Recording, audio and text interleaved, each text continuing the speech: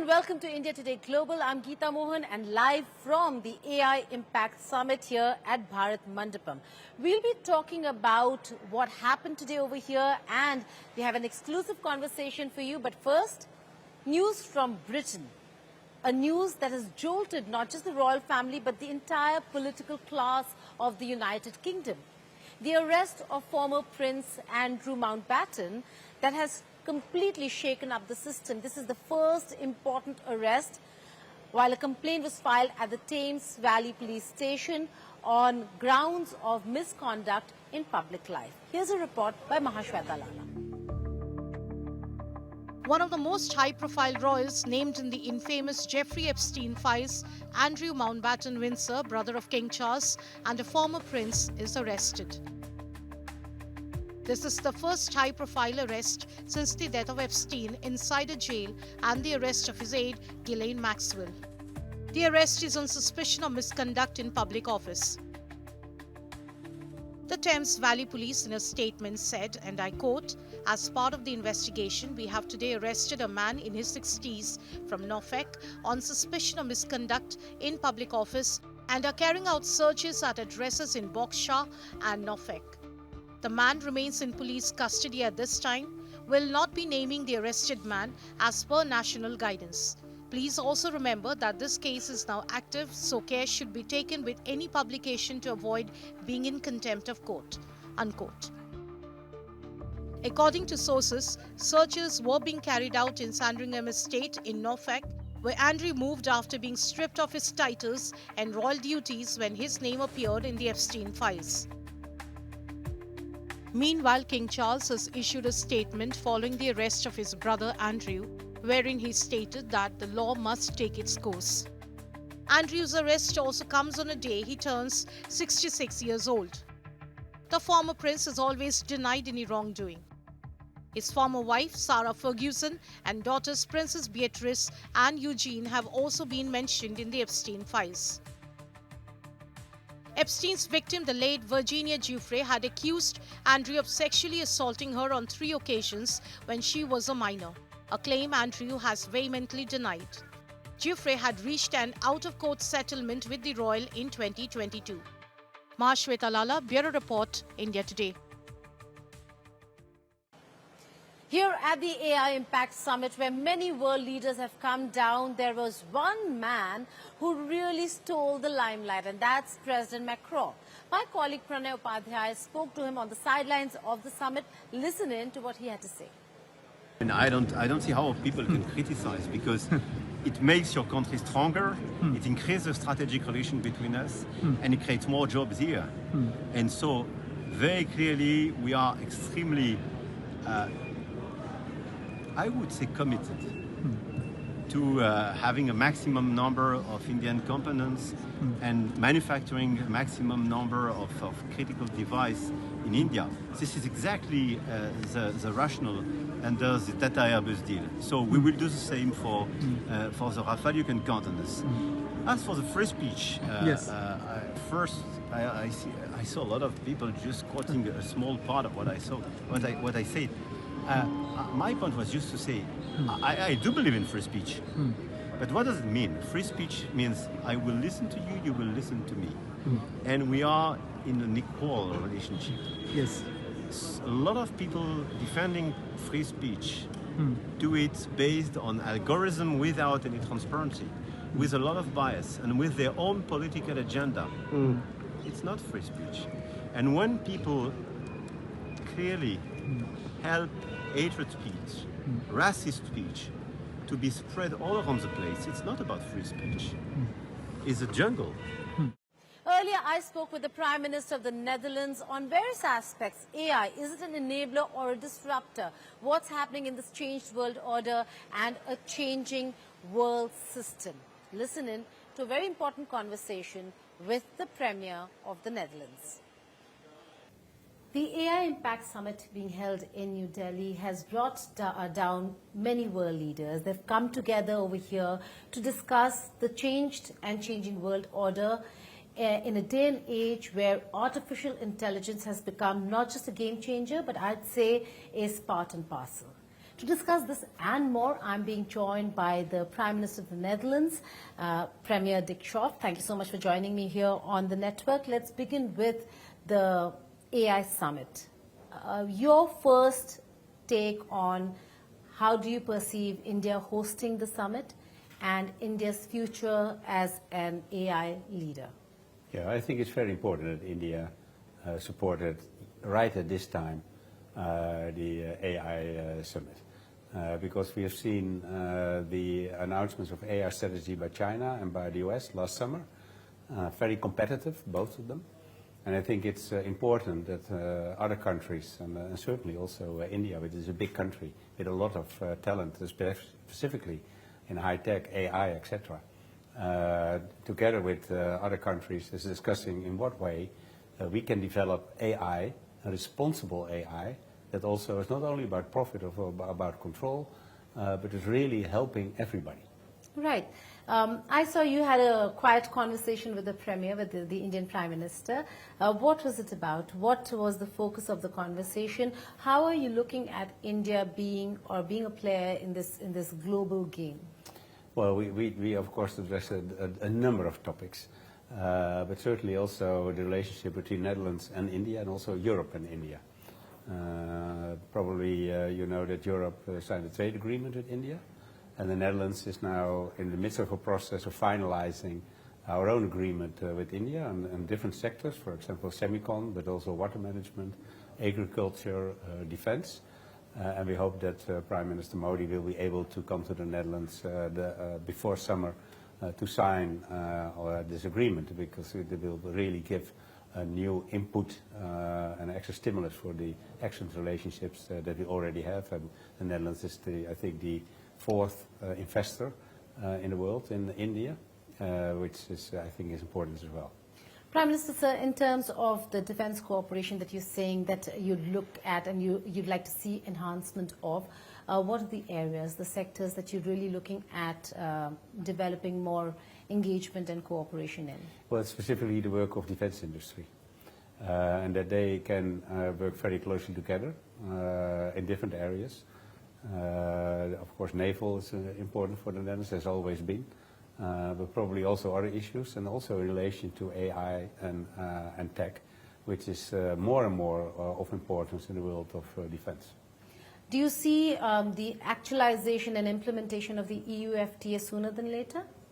Well, India EU FTA? Yeah, well, I think sooner than later, actually, because it's very important. Europe made a clear decision that we want to be less dependent from one country or one continent.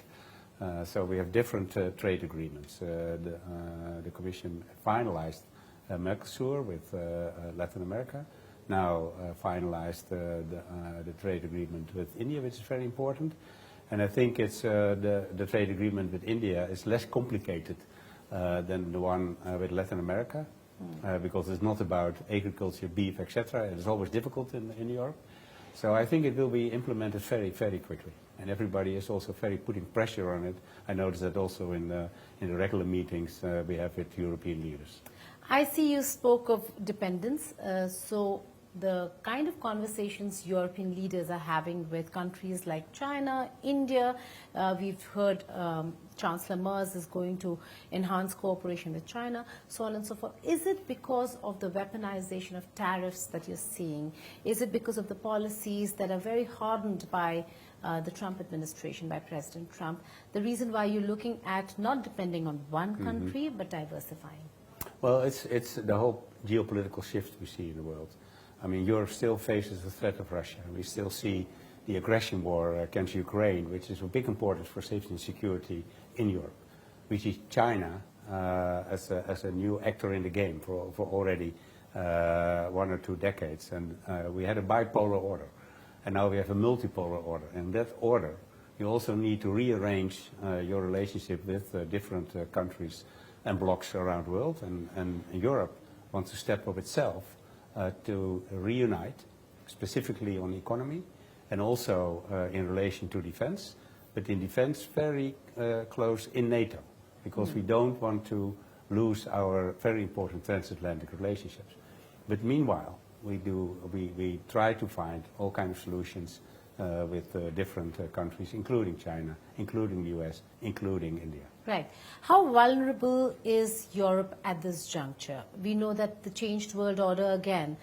You fought a very tough war standing with Ukraine, but today it does seem like the negotiations that are underway, and Europe has to realign itself in terms of the negotiations that are underway. So how vulnerable do you think Europe is today? Well, one of the famous sayings that goes around in Europe is that we are not at war, but not at peace either.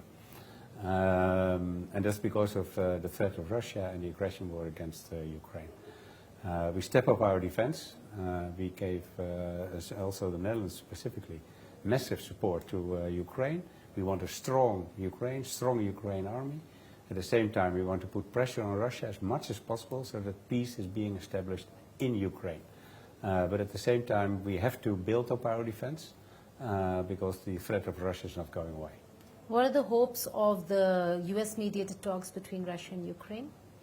Well, it's important that the US puts pressure on Russia. I think it's even more important than we do it as Europe. And there has been talks again this week.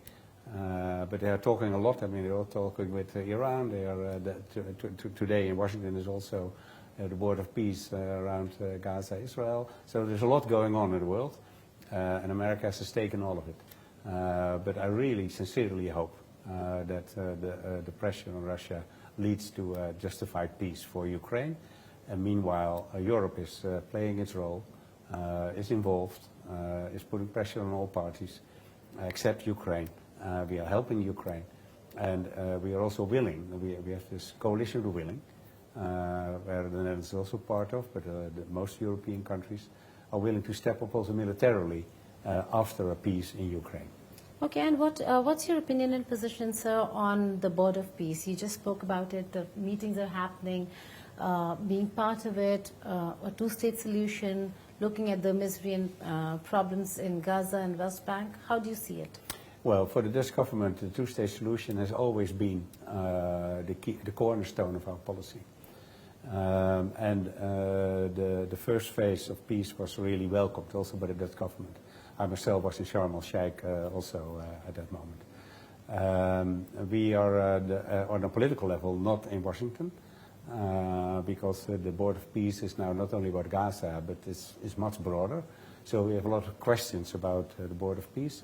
But our ambassador is in Washington as an observer, so we have not made a decision about joining the Board of Peace. Okay, and circling back to the AI summit before I let you go. Yes. Prime Minister Narendra Modi today said that AI should be child-safe and family-guided. How important is it for the Netherlands to ensure that AI does not become a disruptor but an enabler, and that children are safe in a day and age where we're looking at files coming out left, right and center of how vulnerable our children can really be? Yeah, well, there's only one answer possible. It's very important. And it's also part of what I'm saying is responsible AI. And it also goes to vulnerable people, like children. I mean, they believe everything they see. So you have to be very careful, and I know that's also in discussion in the Netherlands and also in Europe, whether we should follow the example of a barrier before the age of 15 or 16, something like that. But it's a discussion that's not finalized in the Netherlands yet. But the issue of responsible AI and making sure that children don't get the wrong content or get fake information or false information is very, very important. For your own domestic audience, we do know that government is shuffling a bit in the Netherlands. But are you looking at a stronger AI policy? You just said you're considering it, but a stronger policy like many other countries where they're saying there should be an age bar for what child can access and cannot access. Well, age bar is still under discussion, but we are certainly in the midst of creating our own national, international AI policy, because we very strongly believe that AI, as you mentioned earlier, a game changer. It's even more than that. So we have to need a policy, and the part of that policy is partnerships with other countries, and not only within the EU. It's important within the EU, but also with other countries and certainly India, because we've got a great talent base over here. And I think we have some shared values that we want responsible AI, and that's also what we are in the Netherlands and also in Europe are looking for. Finally, so before I let you go, there's a massive north-south divide that we're seeing now, and it's increasing furthermore. In a scenario such as this, what role, you're on Indian soil, so I ask you this, what role can India play in leading or paving the way forward for the global south? I think India can bridge that gap.